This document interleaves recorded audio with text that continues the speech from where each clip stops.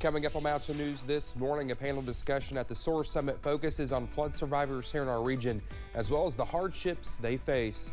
And cleanup crews begin to wrap up the hard work of cleaning debris across eastern Kentucky left behind by the floodwaters. Dedicated to eastern and southern Kentucky, this is WYMT Mountain News this morning. Good morning to you. It is Friday, and I'm Dakota Makris. Good morning. It's almost 5 o'clock here. Thanks for waking up with us, and I certainly hope you are bundled up this morning. Let's head over to Cameron Aaron. And Cameron, I believe, now this is just my belief, that it's colder this morning than it was yesterday morning. Well, you would be wrong, Dakota, because we are actually a little bit warmer this morning than we were yesterday morning. No 20s out there this morning. That's the good news. Most of us waking up in the middle to lower 30s and some upper 30s in some spots as well. Here is a live look over at I-64 in Moorhead, looking at clear skies this morning. Current temperature at 39 degrees, and temperatures across the region, well, I lied, 127. 227s actually. Clintwood and Jonesville waking up in the 20s, but most of us in the 30s. Even got some 40s out there for Prestonsburg, Pikeville, and Jackson. Up on satellite and radar, we are quiet as we start the day, and a beautiful Friday is on tap. We stay dry under a sunny sky. Temperatures topping out in the upper 60s later on today, near average for this time of year, and we go above average by this weekend. I have that full forecast coming up in just a little bit. Dakota? All right, Cameron, thank you so much. Well, the Source Summit wrapped up Thursday afternoon in Pikeville, focusing on the July's catastrophe in eastern Kentucky after flooding damaged or destroyed thousands of homes and businesses. Our very own Steve Hensley moderated a panel with 4 leaders about the best way to move forward. And our Olivia Calfee listened in and has more on what was said. Influential leaders from our state and communities on one stage, reflecting on the devastation Eastern Kentuckians have experienced and establishing new ideas for the future. One topic covered during the panel was the current housing crisis. What we have to keep in mind are we don't want people to have to leave. We want to be able, I know some of the money that we have given to Kentucky, they're looking at going above on mountaintop removal where there's now flat land, and setting up temporary housing. And Congressman Hal Rogers says they will find a way to prevent the tragedies related to the flooding in our region. We will find a way to stop the flooding in these major rivers that originate in our area. 5 major rivers originate here. And we'll find a way to whip these problems that we face. Each member of the panel also shared stories that inspired them throughout this devastating time. We really have seen the very best of humanity. We have seen people give so much of themselves to come and help. And so many of us have now learned that the next time we see a disaster, we're going to put on our boots and find shovels and go help. And they each left with words of encouragement. To those out there, we hear you, we care about you, and we're going to do all we can to help you. Bringing ideas together for the betterment of our region. In Pikeville, Olivia Calfee, WYMT Mountain News.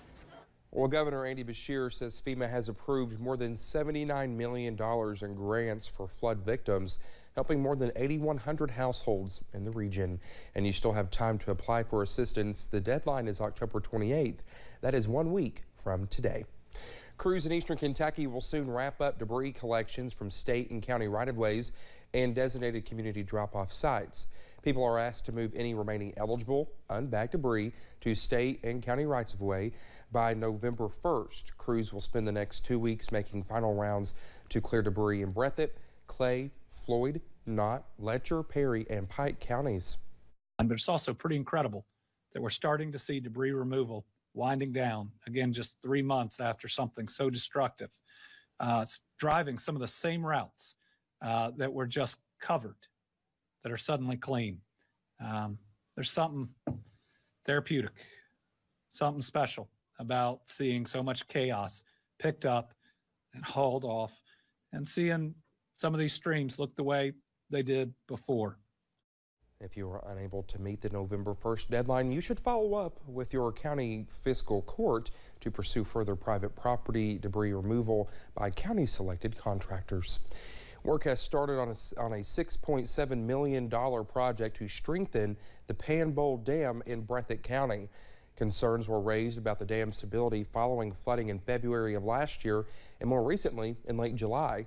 The project resulted in the closing of the northbound lane on Kentucky 15 between Lakeside Drive and Brewer Drive across the dam. Northbound traffic was shifted into the center turn lane and the project area was blocked off with a concrete barrier wall.